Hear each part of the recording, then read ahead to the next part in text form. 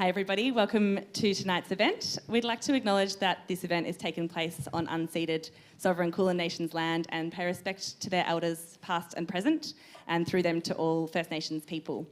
My name is Veronica Sullivan. I'm the Wheeler Centre's Head of Programming, and I'm so thrilled to welcome you this evening to Laugh Breaks Finding the Limelight, presented in partnership by the Wheeler Centre and the Melbourne International Comedy Festival. It is always such a delight to work with the Comedy Festival, and we're so thrilled to be back here again. It's been a little over 12 months since our last live event at the Wheeler Centre, so it's pretty exciting to have an audience in the space. We just wanted to thank you for being those guinea pigs and also to welcome everybody watching the live stream at home. I'll now hand over to our fabulous panel hosted by Edwina, but just wanted to thank you all and hope that you'll make our panel feel very welcome. Thanks a lot.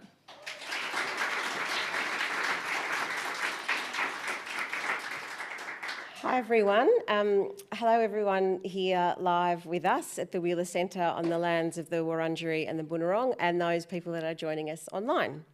My name is Edwina Lunn, and tonight's conversation is about laugh breaks.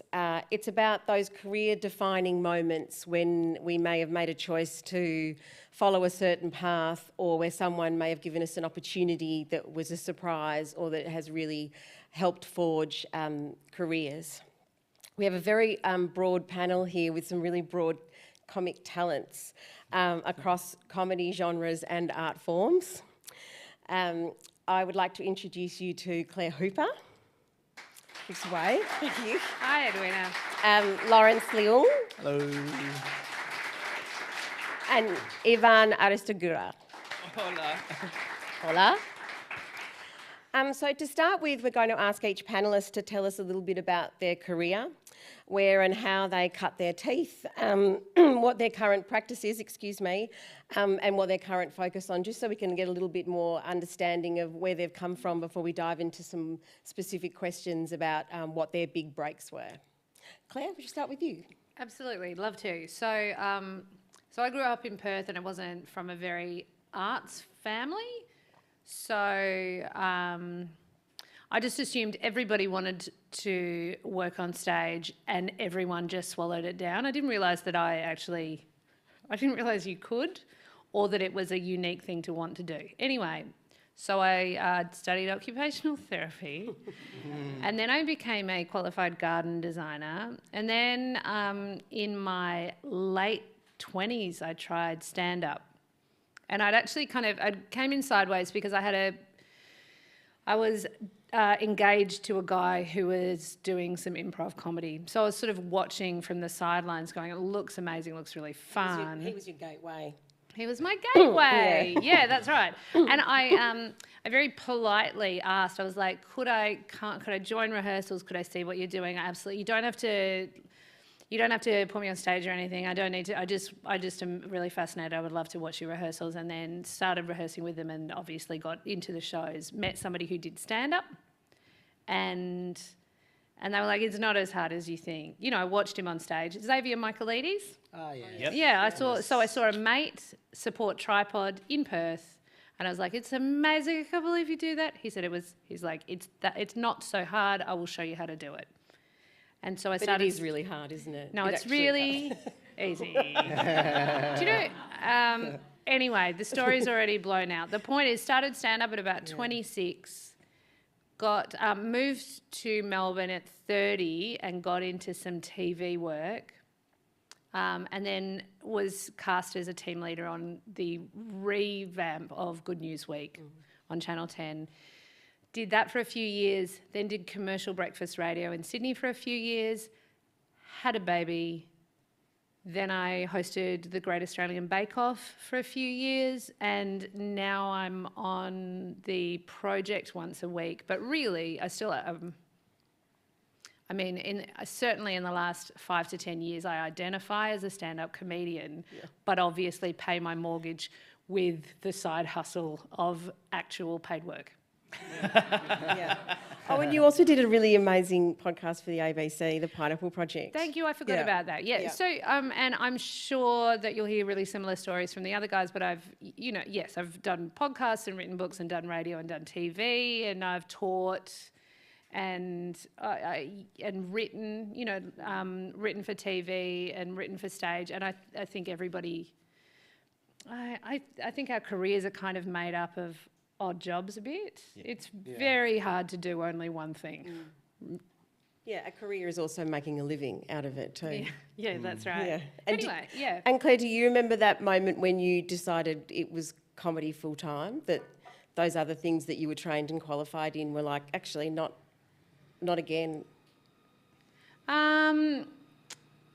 Yeah, when was, I mean, that's a good question, but a better question is, do you remember when you finally paid your mum back everything you owed her? Yeah. And that was 30 years old. Thank you. 30 years old. Yeah. Yeah, that's great. Lawrence, could you give us your career history now, please? Yeah, I guess, growing up in Melbourne with a family that, their background, my parents' background is Hong Kong, they didn't understand what comedy was because, or at least stand-up comedy, because in Hong Kong there was no that oral storytelling tradition that we have here of stand-up comedy. So it was tricky to start because they definitely wanted me to do, it's very cliched and stereotypical, but they wanted me to do the typical doctor or lawyer or that type of thing. But as a teenager, I think I had funny bones and I was a bit of a silly kid. I definitely drifted towards wanting to be a writer / comedian, funny person. And I think the very first sort of big break for me was in high school when my drama teacher hugged me. Now that sounds pretty weird and wrong now because you can't do that. But I was the shy kid at school. But I just wanted to write this comedy play. I had this idea and I wrote a play. And it was received really well, like all the kids, everybody, teachers, everyone were laughing. And so my drama teacher, who never noticed me before, afterwards spontaneously gave me a hug and said, "You found that thing that you want to do." And it meant so much back then. So when we talk about big breaks or what are those career-defining moments, maybe you can draw it back to the moments when you get your first encouragement that this is something you could do. Which was unconventional, that you never thought you could do, but then you did. So flash forward to years later, I was doing Raw Comedy. So that's the nationwide stand-up comedy competition that the Comedy Festival runs with Triple J. And it's filmed for ABC. And competitions aren't a great thing because it's like you're comparing apples and oranges and things like that.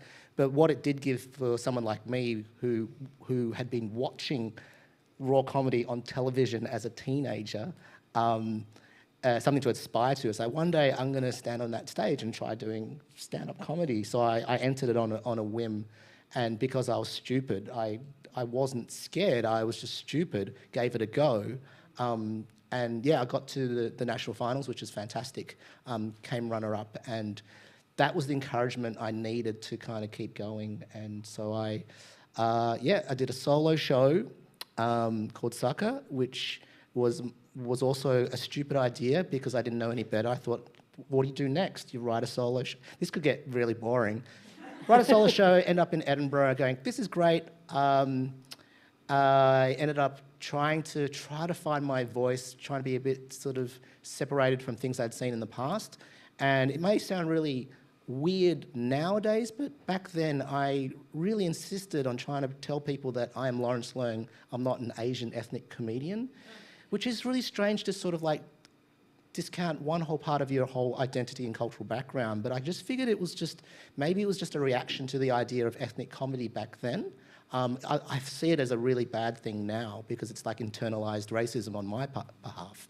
But back then I wanted to stand out with my own voice, so I did a lot of social experiments, and I leaned into the nerdy side of my personality and did a lot of PowerPoint type social experiments and pranks, and I caught the eye of the Chaser boys who were about to make the Chasers War on Everything.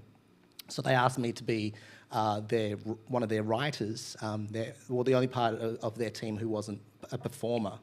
So I was writing from Melbourne and they were making their TV show, and that became really, really successful. as a young writer who'd never really worked in television, I was like, I've got this idea for a TV show. Can you guys give me feedback on this? And then they ended up producing Choose Your Own Adventure, which was my series I made for ABC TV, a 6-part comedy series, where I travelled all around the world trying to do things that I would have loved to have done as a kid but never got around to. So it's kind of like chasing your dreams type reality / comedy documentary in the style of, I guess, nowadays you can compare it to Borat and Ali G, you know, stuff like that. And then from that, it was writing for television as well as doing solo shows in different festivals. And yeah, I guess over the last many years, I've been kind of between writing for TV, making a feature. Oh, I made a feature film as well, yeah, based on my show Sucker. So that was the first solo show that I had done, and I turned that into a feature film starring Timothy Spall. And it was released a week before Star Wars Force Awakens hit our screens, so you can see how long my film was on Australian screens for. So it's one of those things where sometimes I feel like the lucky breaks are self-driven, and other times I feel like it's luck, and you can only decide what a lucky break is in hindsight. Because while you're in it, you don't know where you're at. Like right now, I don't know where I am in my career, but in hindsight, you can look back and sort of reflect on what it is. And the opportunities I have had in my career it almost feels like there's stepwise processes that one thing led to another. But I try to do many different things as side hustles, obviously, to pay the bills and do that type of thing as well. So. Yeah, a lot of writing behind the scenes on different TV shows, as well as doing my live stuff as well. Yeah, thanks, Lauren. And Ivan, we'll hear from you, and then we'll start a big discussion. Okay. Well, I'm from Venezuela. I started doing stand-up back home before migrating to Australia. I did stand-up there for about almost 5 years, 4-something years. I was just like the rest, like I've got the funny bones. When I was a kid, I was the silly guy, the clown. And in Venezuela, we don't have drama in schools. There's art, there's music and artistic activities like dancing, but there's always like whoever teacher can help. Like there's not such thing as drama. I always loved to be on the stage since I was a little kid, but we never had because there's no drama at school, there's no drama as a subject. Nobody thinks to be an artist when they are. Most people, like in Venezuela, there's like, you gotta make money when you grow up, and Was comedy a career opportunity in Venezuela? No, nothing, never. Like there were comedians, but there was no comedy circuit, there was no open mics, there was no festivals, no competitions, nothing. Only the comedians that were funny from a very particular show on the telly, they had their solo shows when they wanted. So how did you have a career before you moved to Australia? What was your career made of? So I was, my previous career, I always wanted to, so my two passions, my two loves will be comedy and food, and the science behind food. So I studied food technology, and then I started brewing. I started brewing in Spain, and then came back to Venezuela. And then this particular TV show in Venezuela was a sketch show, the longest running TV show in our country's history, was played in this network that had a editorial obviously against the government of Hugo Chavez. And Chavez didn't like that, and he closed the network. And it was a private network. And he was like, I didn't close it, I just didn't renew the concession. So this was the oldest network of the country. So all the comedians, that show, the name of the show was Radio Rochela, but Mondays, 8 o'clock, for 20-something years, non-stop. Same show. So it was like the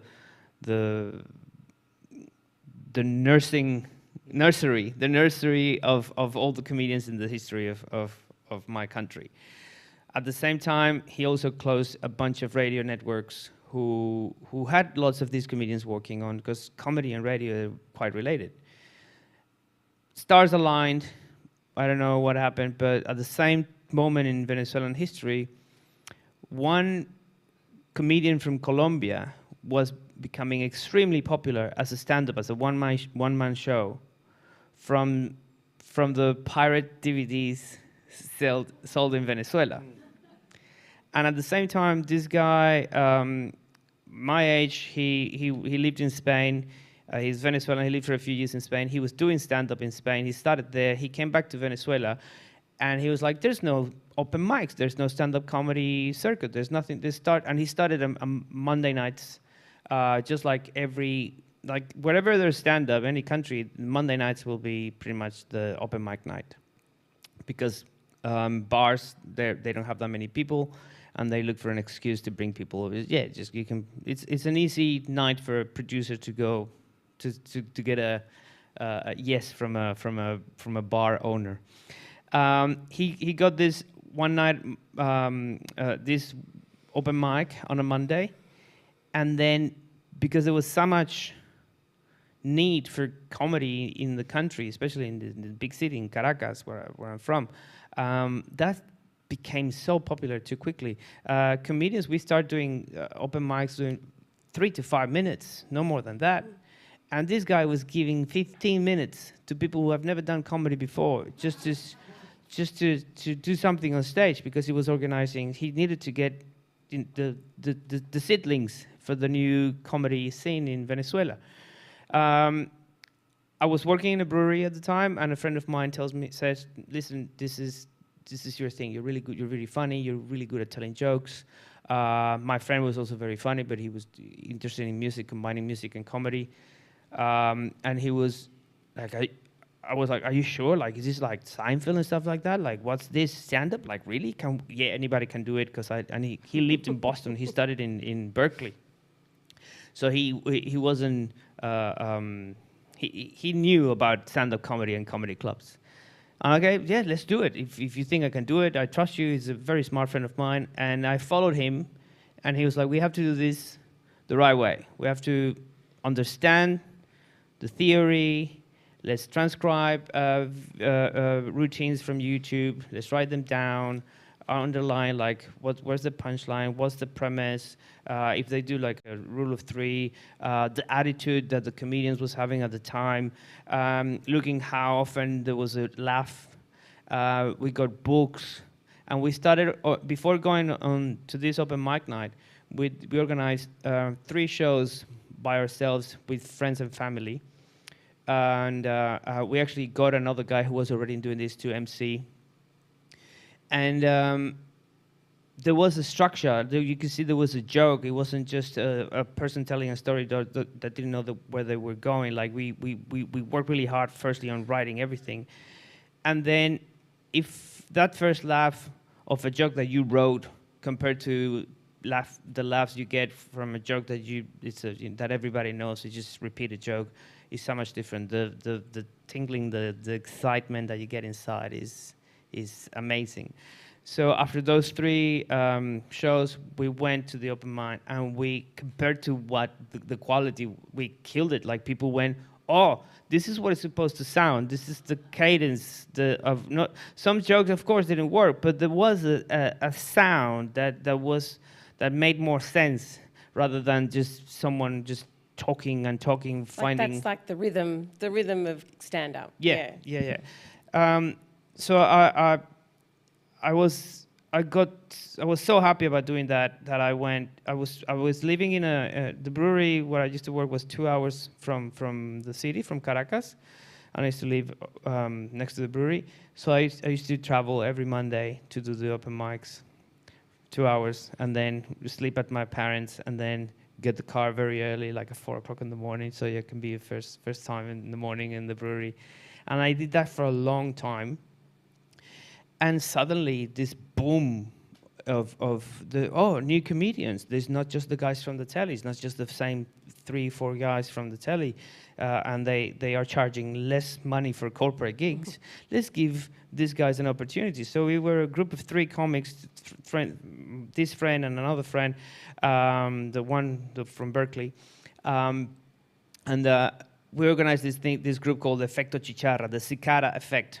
That was the name, just a name. And they started hiring. We've been doing comedy for a year and a half, and we were already making money doing corporate shows. And for us, it was really good money. But what we found out is like one famous guy from the telly was charging the equivalent, or just for a number for your reference, like 10 grand for the job, and we were charging 2 grand for 3 comedians. And we were thinking, we're making lots of money here. And I kept working in the brewery. I started organizing shows Friday afternoons in the brewery. And when I quit the brewery to be 100% working in comedy, everybody went like, "Yep, that's what you should do. Like, you just go. You're very funny. You So have a Ivan, talent." you were a full-time comic in Venezuela. Yeah, and I worked in radio in Venezuela right after that. Yeah. And then in 2012, you moved to Australia and you moved to Adelaide. Yeah. And you started from scratch in an industry that was much more well established than the comedy industry in Venezuela, but you had to start all over again. All over again, and I was happy because it's about, you know, Maslow, the pyramid, the needs. Like in Venezuela, I was afraid of being kidnapped. I was already carjacked at gunpoint. Everybody that I knew had a similar story. So I'd rather not do what I love, but be safe. So decided to migrate. But I still have it in the back of my head, like, okay, let's start visualizing that I'm going to do comedy in English. I started Googling and YouTubing comedy in Australia, and I watch a lot of the gala videos. And I remember saying, I think I'm going to be there one day. And so you chose Adelaide, the comic heart of Australia. Australian immigration chose Adelaide for me. Oh, yeah. I arrived with a temporary regional visa, a sponsored visa by South Australia, because I migrated 9 years ago, so it has changed a lot since then. But at the time, you have to qualify for your visa according to points like your age and your career and experience, whatever. And I didn't qualify for like the Group A. I qualified for Group B. Group B was this regional sponsor visa, so I couldn't get a citizenship straight away, but I could get a temporary. So Adelaide is considered regional, and I went to Adelaide. So they want more immigrants in less populated areas like Melbourne or Sydney, and Ivan, I want to fast forward a bit to you were doing open mics, comedy in Adelaide, and you got noticed, and you were cast in Comedy Zone. Yes. And Comedy Zone is an annual event that Melbourne International Comedy Festival run every year, which typically has 4 comics, 4 or 5, or is it 4? 5. I think it started being 5 the Five. last few 5 years. brand new comics from around the country, and it produces and presents it and covers the marketing and brings everyone in, and it's a great opportunity. We all did. And We I all just, did it. I want. Were you all members of Comedy Zone? Yeah. And what year were you? 2013. 2013. And Lawrence? Oh, it's embarrassing. 2000. You did 13 years later. Yeah. And Claire? Yeah, 2005. 2005. Yeah, I wasn't sure, but I had a funny feeling. But what about raw comedy? Did Claire and Lawrence, did you both go through raw comedy? Yeah. So sorry, 2001 for... That's right. Yeah, and then it was 2000 for Raw. Oh, God. Yeah, And I did Raw the did year Raw? before Comedy Zone. And Yeah. did Same. either of you win raw? No. No, didn't win. Somebody Didn't told win. me. But you don't have to win. Oh, no. I mean, honestly, just doing well even in your state finals can get you noticed. No, it really feels, it feels like just getting to the national, especially as you said, it's comparing apples and oranges. A competition about stand-up, if you're in the final 10, Yeah. you're probably all worthy of Yeah. a career. Yeah. Anyway, so I got told recently that I came third, and I have no memory of that being. You don't come third. Matt O'Kine. Matt It's a special O'Kine- mention, isn't it? Yeah, A Matt special O'Kine mention. was like insisting. Maybe I did get a special mention. I do not remember that. What a waste of a special mention if I didn't even take the compliment. But Comedy Zone was really important for you, Ivan. and- Absolutely. Yeah. Because when you do Comedy Zone, the Australian comedy scene knows who you are. And when you have the backup from the comedy festival, it doesn't matter where you go, any club in the country, when you have that card, I did Comedy Zone, they'll Yeah. open the doors for you. And it from being very hard to get gigs, to practice, to be a better comedian, to the world is open. Like just, and if you're consistent with your quality, you can keep going up. You can then the first time you go, you do a little 5-minute spot, and then the second time or the 10th time, you get to do a support act, and then 15 minutes, and you're starting getting paid, and then from there, if you continue with writing good jokes and being consistent with the quality, you already have a career. Yeah, every gig is an audition for a bigger gig, right? Yeah, Yeah. yeah, absolutely. Yeah. So how important are those those formalised industry nods in terms of a break or a stepping stone, like being cast on the gala, which gets you out to a big national TV audience, or someone giving you that break? How crucial is that to either of your careers? Oh, yeah, it's hard to. It's such a hard one to know because I don't have the experience of not having done Comedy Zone. But yes, I agree with what Ivan said, that nod, it meant that some of the bigger comedians were taking note of who you were. Yep. And making a point of checking out what you were doing and then advocating for you. I don't know if you found that. I certainly found that, Absolutely. But yes, here's why it works for you. You get a nod like Comedy Zone, and you get better gigs after that. And the reality is, you get better fast at good gigs, because open mics can be heartbreaking, and the audience can be an audience of mostly other comedians, and they're not always the best gauge of what's going to work in a real comedy room. They can be real energy sucker rooms, and they can also be the sorts of rooms where you're going to do better if you go blue or go absurd or just really controversial ideas. So there's some really lovely, gentler voices who don't necessarily thrive in an open mic room. But if you get from getting something like Comedy Zone and then also Gala, you've got a credit that's going to get you better gigs, and then you can build so much faster because you are practicing your craft in front of proper audiences instead of like miserable 20-something young men. Yeah. Right? And what you said, Claire, it's not just that these events or these massive organizations like the Melbourne Comedy Festival support you. The biggest, and I think probably the most important one, is your peers. Like the industry is the one that is gonna get you there. Like if you part of being a new comedian in Australia or wherever you are, you have to tour the country, you have to get to know all the comics, you have to get to know all the people who run comedy clubs. And when you're good, people will recommend you because nobody wants to do a gig with a bad comic.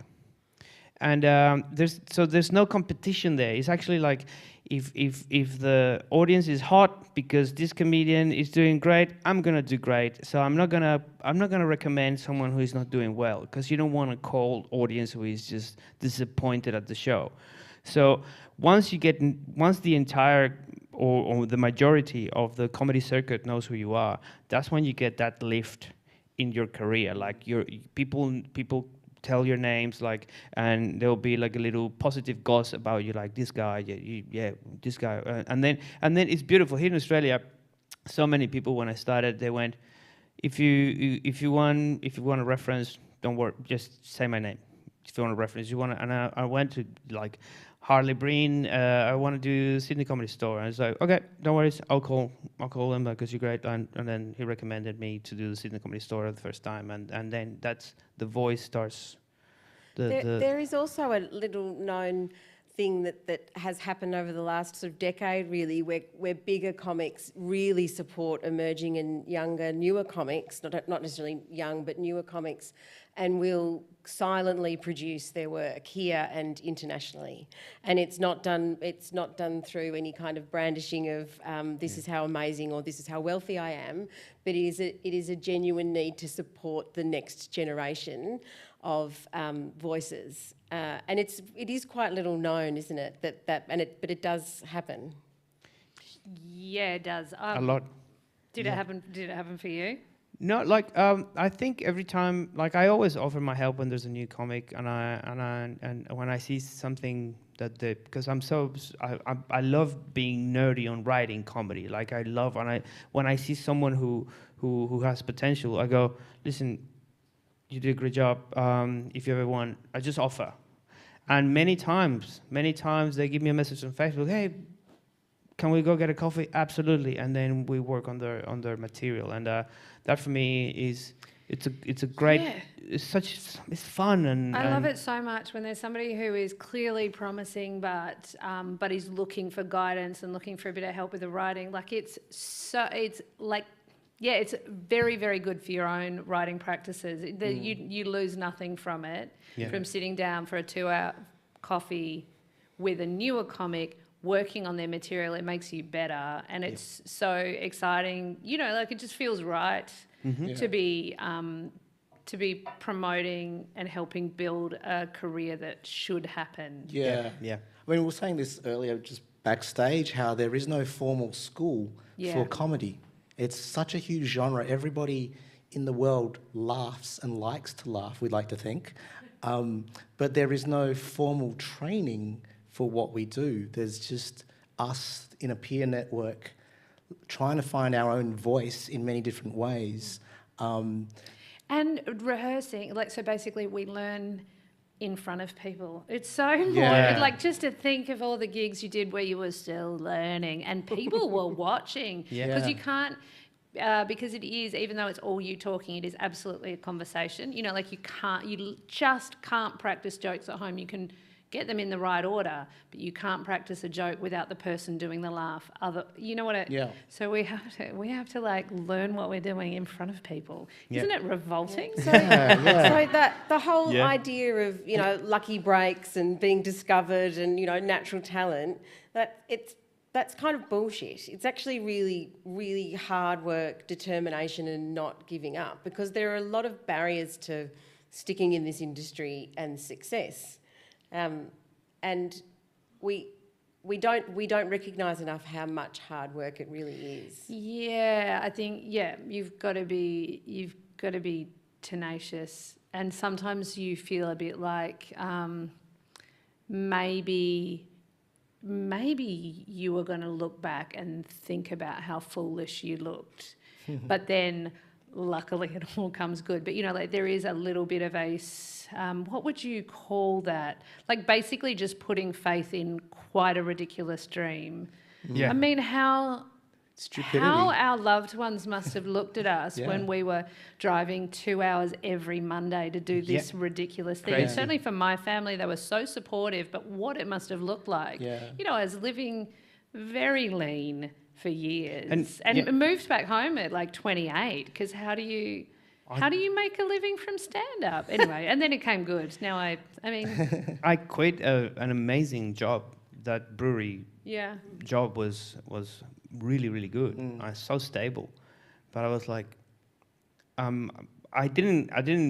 wasn't that crazy. Once I knew I was starting to make money, and I was getting lots of radio interviews, and I was getting flown to other cities in Venezuela to do shows. I was like, okay, I think I've got something here. So I'd rather have this experience, and instead of I don't want to, regrets. No regrets. No regrets. Yeah. Did I? Oh yeah, Yeah. I was gonna. Did you? Because I actually told you the short version of my Comedy Zone story, but I don't know if. Oh, there's I a mean, longer version. Yes, tell it. We've got time.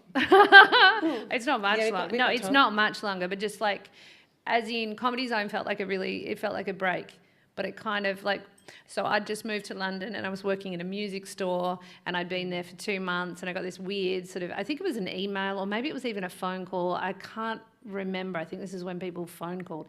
So I'm in London and Toby Sullivan from the Melbourne Comedy Festival said, can you get me a recording of 5 minutes of your stand-up? And I was like, okay. So I looked through Street Press because you couldn't just look up open mics on the internet. I'm so old, everyone. So I had to find Street Press and I had to find the like little black and white listings of open mics and I had to call a landline. That's right. I called like multiple landlines trying to find somebody who could put me on in a hurry, and this random gig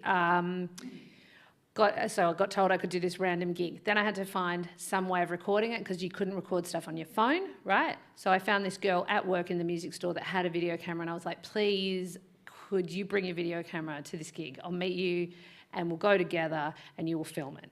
And so she and I met and we went to the gig and it was like an empty building. We realised it was somewhere else. But you don't have Google Maps on your phone. So we stopped and we had a McFlurry and we decided whether we could be bothered finding the gig.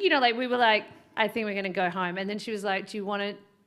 Should we just keep looking? I'm like, all right, we'll keep looking. And we look around. Turns out this gig is on a boat on the Thames, this tiny, rickety little boat. And it's not just an open mic, but it's run by Malcolm Hardy and it's his 50th birthday. Do you remember alternative comic Malcolm Hardy? Anyway, interesting fact coming for you at the end. The point is, it was his 50th birthday party. Most of the audience was his friends. They were not even in the proper audience. So they were just side of stage heckling literally stuff like show us your tits.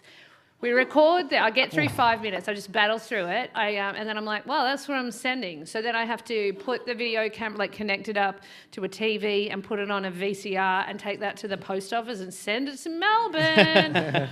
And that's how I got Comedy Zone. So it feels like a big break, but the number of times I could have just gone, this is way too hard. But I just ate that McFlurry and went, come on, we can do it. And then, when they started shouting, show us your tits, they're going to be like, actually, maybe I'll just go home. But you know what? Anyway. Absolutely. I think... Oh, and the interesting fact is Malcolm Hardy, that's like the last footage of beloved alternative comic Malcolm Hardy because he fell off his boat and drowned. Whoa. The same boat? Yeah. Same boat? I think it was the same boat. I don't know. It wasn't that night. It wasn't that night. It was a few weeks later, I think. It was quite soon afterwards. Anyway. Wow. Sorry, Ivan. No, because I think all comedians, we have that level of, a bit of craziness. We want to do it for, out of a need, like a physical need. We need to be on stage and do the jokes, and we know that it could be great and it could be terrible, but we're still gonna keep doing it.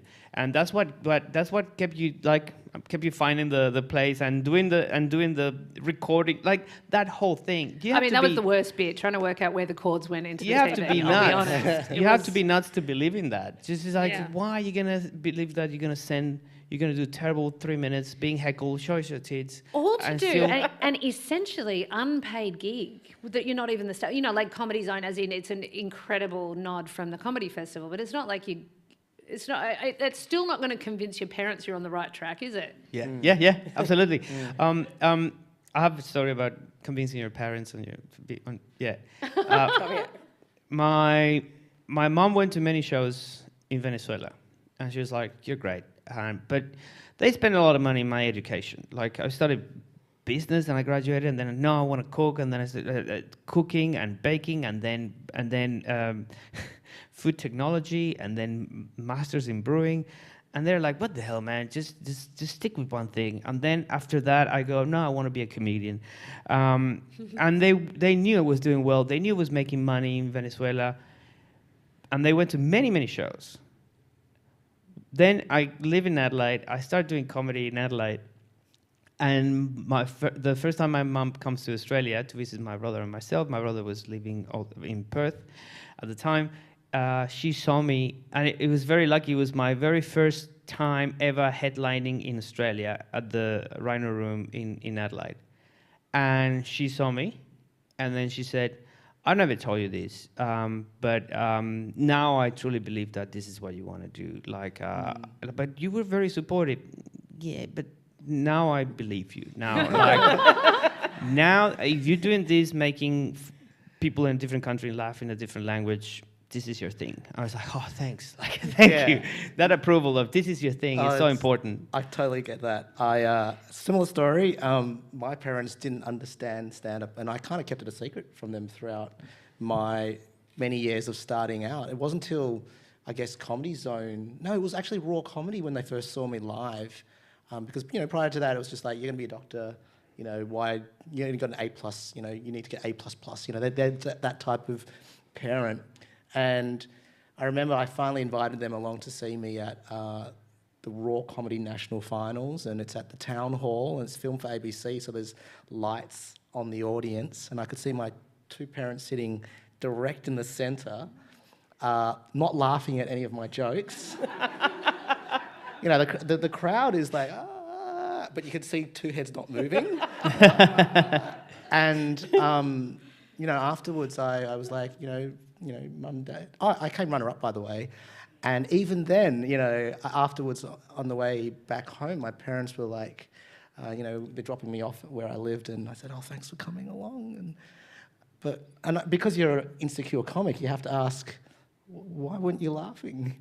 And they're like, my mum said, oh, we don't understand your jokes, we don't understand the language difference, right?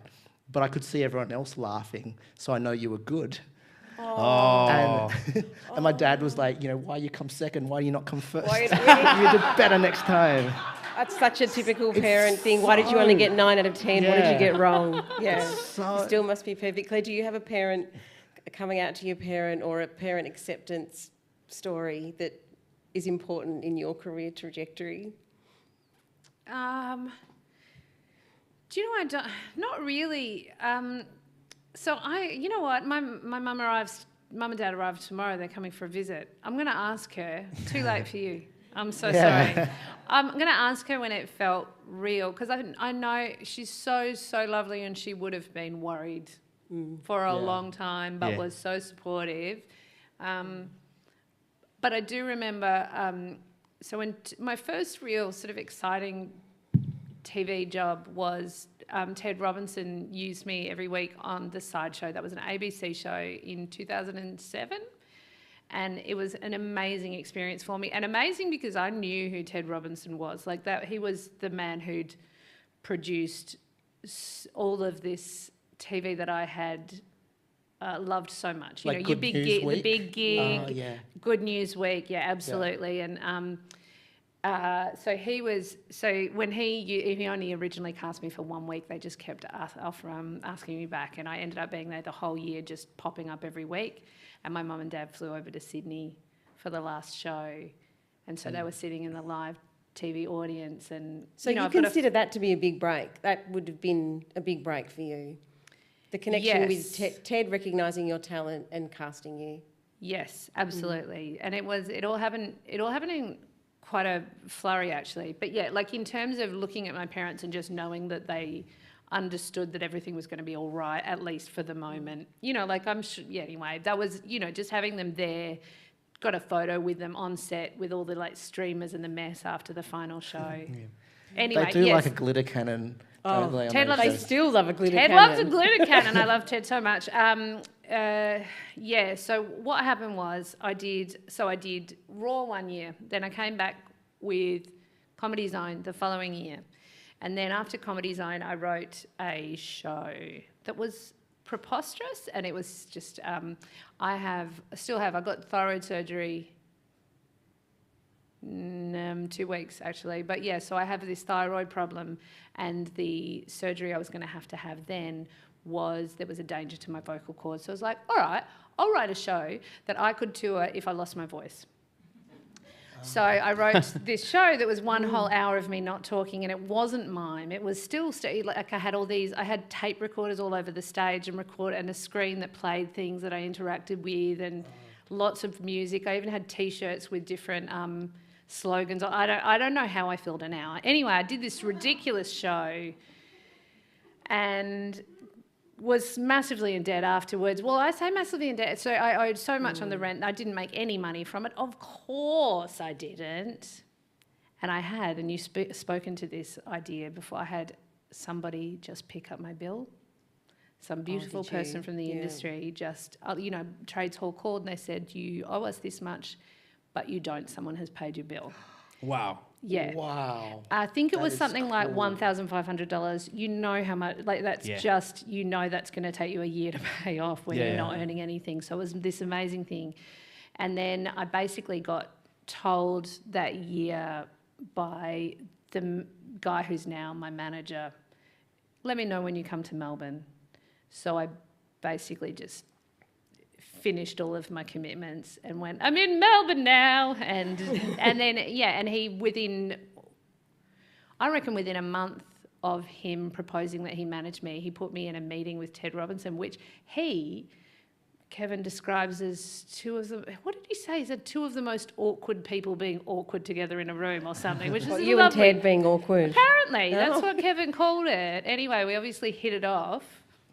Because so I ended up working with Ted for years and years and years. And I want to ask you about right place, right time, which sort of links to that a little bit. How much are the other opportunities that all three of you have had? And I'll start with you, Claire, about being in the right place at the right time and having what it is that the industry needs at that time, having a distinctive voice or personality.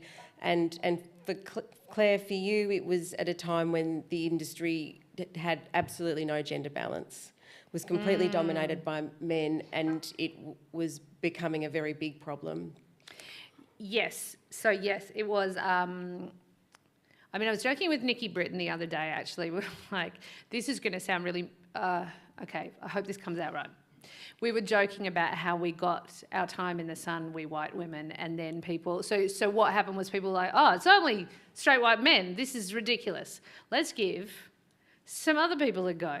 And so suddenly we had our golden moment as white women, and then very quickly people were like, hang on, women aren't the only ones. And so now we're looking around, we're like, actually... So Nikki and I, like, we were officially diversity for a few golden years, and now we're not diverse anymore, which we absolutely stand by. Mm-mm.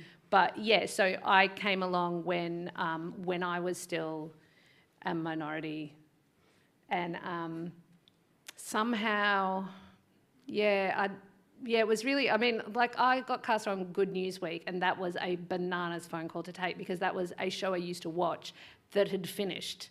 So it was like, okay. Oh, yeah. Yeah. But yes, I met Ted. Ted has always championed female comedians. Ted's always, he was well ahead of the curve. And in fact, when you look back at the big gigs, some of the greatest stars out of that show that's true. were women. You got Eugene Kitson and Denise Scott and Wendy Harmer. Amazing women came out of that show. And it almost felt like we went backwards a little bit for a while in terms of representation. And then, yes, But there was also a need then to think about the future of who was going to continue in that need for a balanced industry. So new comics were given more opportunities to make sure that there was a breadth of talent and a pipeline of talent. Yeah. And this was 20 years ago, really, was 15 years ago. And Lawrence, what about you in finding your distinctive voice and feeling as though you might have been right place, right time? Yeah, it's interesting. I have a Ted Robinson relationship too with In Siberia Tonight was a very short-lived show on SBS, but I was like a weekly correspondent as well, so it almost seems like... Oh my gosh, have we got the exact same career? Maybe there aren't that many producers out there, but he was also giving opportunities to young comics who'd never been seen before, because I was just, not knowing what I was doing, but I... How long had you been doing stand-up when he gave you that one? Probably maybe 4 years. Yeah, same. I've been doing it for 4 years and then suddenly get to be in a TV comedy show. At the time, I'm sure you felt the same as me, where I'm like, oh, yeah, all right. And then looking back now, I'm like, if anyone comes up that fast now, you're like, 4 years, you're not ready. Yeah. But But it's crazy about what you're saying with, is it the right place at the right time? What are people looking for? It's hard for me to say, because I guess it's for other people to decide, because they know what they were looking for. But for me, I tried my best to do my own voice and my own thing. And it wasn't till, say, maybe when I was making my own television show, Choose Your Own Adventure, when people were emailing me to say, oh, you're an Asian on television. You're just like me. I'm a teenage Asian kid. I've never seen a yellow face on television presenting their own show. Maybe this is the right time. Maybe we need to see more voices that we don't usually see on television. So I don't know whether that was a decision that the ABC had made at the time, or was it just the pitch was interesting enough for them to bank on to make a TV show, and also the producers being the Chaser guys, who were extremely successful the year beforehand and the few years beforehand, that they could vouch for me. But I feel like there's a lot of people to thank who were good enough to say, let's give this person a go, despite the fact they didn't have much track record other than we think their comedy's pretty good, and they've got hopefully a distinctive voice. I think we have to probably give a bit of credit to audiences too, because as our population has changed and audiences and the broad audiences that comedy attracts, whether it's television, radio or live, is that comedy is a great leveller. It's a thing for all of our communities and audiences. And if you can't see yourself reflected on stage and you can't laugh at something that is in some way familiar, then you're not going to come on. You're not going to come. You're not going to tune in. You're not going to listen. Yeah. So the industry is hugely diverse because comedy audiences are hugely diverse. Yeah, but for a while the diversity did feel locked out, even though the audience was there for it. Yeah. Or have people giving more diverse voices a little tiny bit of a boost, trained audiences to realise they want it. This feels like a really good year at Comedy Festival, by the way, can I just say, for people actually seeking out a whole range of acts. Like I was at Michelle Brazier last night and I actually commented, I was like, there are more dudes than women in this room. And for a long time, women would be really successful, but you'd still look out of the audience and you'd be like, it's 70-30. But to be like, oh, so dudes, just like a group of male friends will go and see a woman on, I mean, I shouldn't be marvelling, but, like it is definitely not the year of the straight white man at this year's comedy and there was no festival. shouting of show us your What's that? Nobody's shouting show us your tits anymore. Right. I mean, no, let me just say, he was anymore. definitely doing it ironically, but still doing it. So I've been wanting to ask you this question, and I sort of gave you a bit of a heads up yesterday, that there must be some moments in your career where you either regret saying no to something, that an opportunity came along, and you said no, and you should have said yes because it would have been a great opportunity, or something came along that you said no to, and thank God you said no to it. Oh, well, a lot of times you book a show that a friend of yours, like a comedian who's struggling and he's doing really putting all his effort or her effort to put up a gig, like a regional gig, and try and bring and selling tickets, and then you go, yep, I'm gonna be there, and then you get a phone call from your manager saying, can you do a corporate gig, making 4 times or more than what you're gonna make, sometimes 10 times more of what you're gonna make with this friend, and you go like, I'm sorry, I can't do that corporate gig because I committed to this. And as a comedian, you know how hard it is to book a a good act, and then organize and sell tickets and print posters and tell all the people, the local audience to come. So it's hard to you can't say no to that. Like your comedy family. So what I'm just going to summarise. So your heartwarming tale is you say you regret saying no to the money. Is that what you're saying? You have to say no. It's not regretting. If there's one that in hindsight I regret, but I had to do it, was Edinburgh Fringe Festival. Oh. Because first of all, it was my first time. I was already in my late 30s, and How old are you? Yeah. I'm 41. Oh. Yeah. So I think I did, when I was there, I was like, why am I doing this? I already went to another country and made it in another country, and I haven't even enjoyed what I did. Why am I going, without even starting to enjoy what I've done in Australia, to another market, to start from scratch again? I was hating myself. And I was thinking, if I was 22, I will go, because that's the thing, in comedy, you have to be consistent, and losing money consistently for 3 to 5 years to gain an audience and get some following and start making money in festivals. But I didn't have the energy anymore. Like, if you're in your late 30s to start at Edinburgh, you don't have the energy. You start thinking about... You haven't been to you haven't done an Edinburgh season? I did it. You did do it. In hindsight, I was like, that was bad. That was a waste. It is That was hard. a waste. It's very hard. That was a waste of my energy. I'm not even talking about money or time. It's just my energy. I was like, I could have just enjoyed what I've done here. They're very honourable answers. I thought you might... I wanted you to say, I said no to The Bachelor. No, I will never do The Bachelor. I hate that show. Did you say... Have you said no to The Bachelor? No, but you would? Never.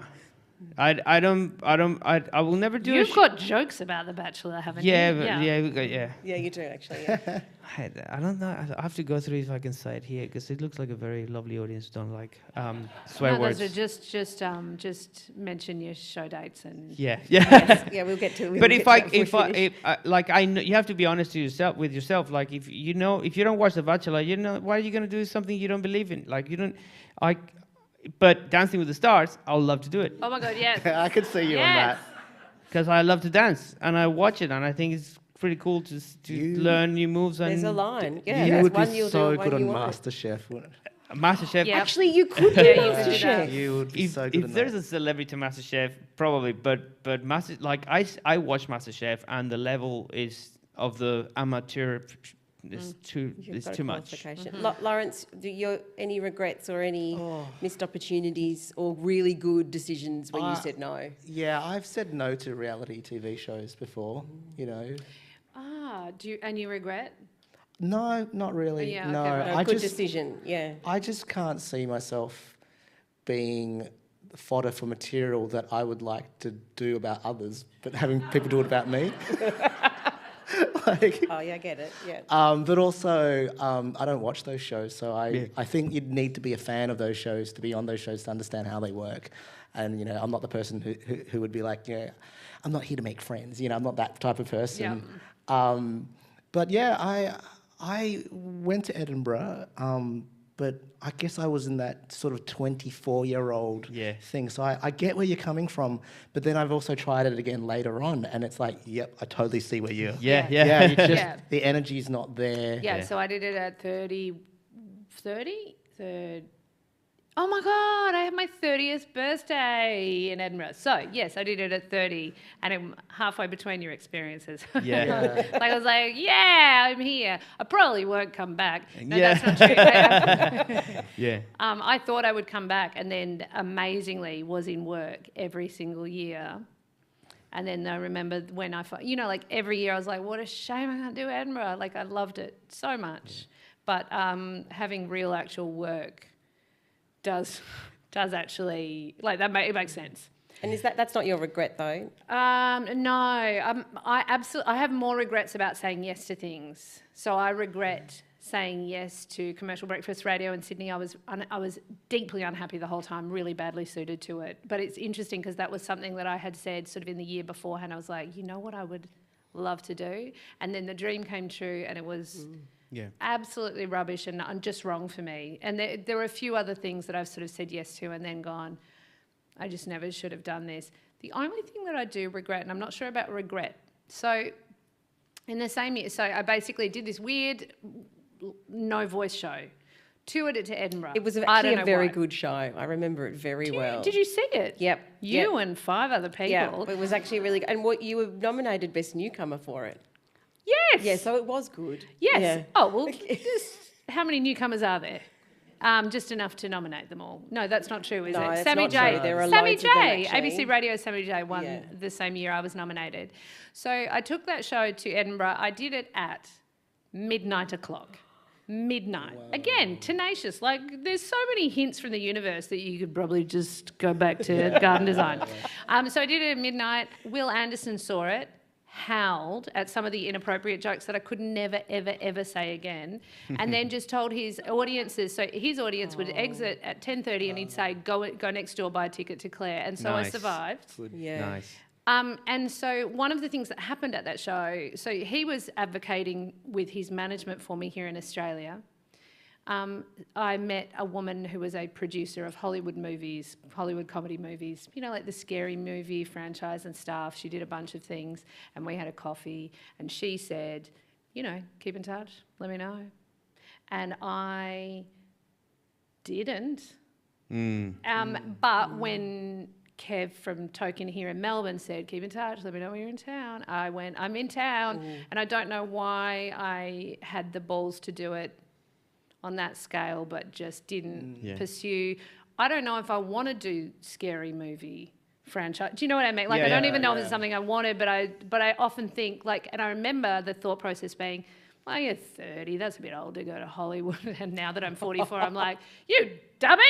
I don't know. We've got close to the end. Oh, Ivan, say what you need to say. I want to say something. And then plug your show, please. Yeah. Sorry? And then plug your And show, then plug my because show. you've got to go to it. So I want to say that more than big breaks, it's like reassurance. Like we have a plan, and we know it's crazy, and we're constantly telling ourselves this is crazy. But when we have these signs of reassurance in our career, these are more than big breaks. It's like, yeah, keep going, one more step, keep going, one more step, keep going. Like the Ted Robinsons and the Comedy Zone and the Gala, and even an open mic that you really well and you want to do the next week with not bringing any guests. It's just like, I'm in the right track. I'm in the right track. It's more that, because we know it's crazy, and as I said, we're so insecure. Like we're constantly, okay, so it's good, okay, good, okay, it's good. So part of the journey is to be honest with yourself, to know when the audience is not laughing, but also to acknowledge when you're doing well. And also to pay it keep forward. going. Like when you see someone else doing well and doing good, you say you're doing well. You know, Will Anderson saying, hey, go see your show at midnight. Yeah. You know, people giving you an opportunity, people give me an opportunity. It's because it's an industry which is so small that we are helping each other make it bigger and propping ourselves up. It is that thing where people think, I shouldn't go and say to them, oh, I saw your show, it was really great. They don't know me, they know their show's great. But actually, everyone needs everyone to say, I saw your show and it was great, because it warms your heart and makes you go, good, I'm going to go back and do it again tonight. That's the reassurance. Or a message on Facebook or Instagram saying, I love your show, from a complete stranger. So Ivan, your show is on in about 15 minutes or something. So my show's at 8:15 at Athenaeum upstairs, Athenaeum 2. I've got to run. It's called Piñata, and it's on for the whole festival. For the entire festival. And it is fabulous if you can go and see it. This week, and then the next week from Tuesday to Sunday. Sundays is an hour earlier. Yes, I've also heard that it's absolutely amazing. Yeah, Thank you. And Lawrence, your show, your online shows? Yeah, I'm doing a show on Friday nights. It's called Connected, and I wrote it during the darkest depths of lockdown. And it's a fully interactive show on Zoom. I know we all have a problematic relationship with Zoom, but I promise you this is the best Zoom meeting you'll ever go to. It's been going off, and I'm also doing it in London via the Soho Theatre. So if you're up at 5:30 a.m, you can watch it on Saturday morning, or if you have friends in the UK on the Friday night, they can also tune in. So just go to the Comedy Festival website and look for Connected. Amazing. And Claire, what about you? This festival? Well, I decided not to do the festival this year, so I've been out here here I am. I've been out of it. I've had so many lovely. Unfortunately, there's nothing I can spruik in particular because most of it's done, like the debate. I'm hosting Comedy Up Late next Monday night. There's a 6:30 show and a 9 o'clock show, and that's actually a great one, which is another get a host. It's going to go on Audible, and all of the acts are divine people who you either know or haven't heard of but are brilliant. So that's a good one to see, but if you're watching online, the Comedy Festival has a great digital program that I'm involved in as well, the 21 Years of Comedy Zone and Husey and Friends, that sort of thing. Yeah. Can I have a big round of applause for our panellists? And thank you to the Wheeler Centre and Melbourne International Comedy Festival for hosting us. Thank you. Thank you. Thanks very much. I'm so sorry. Imagine writing questions and then we're like, Can I go? got it from here.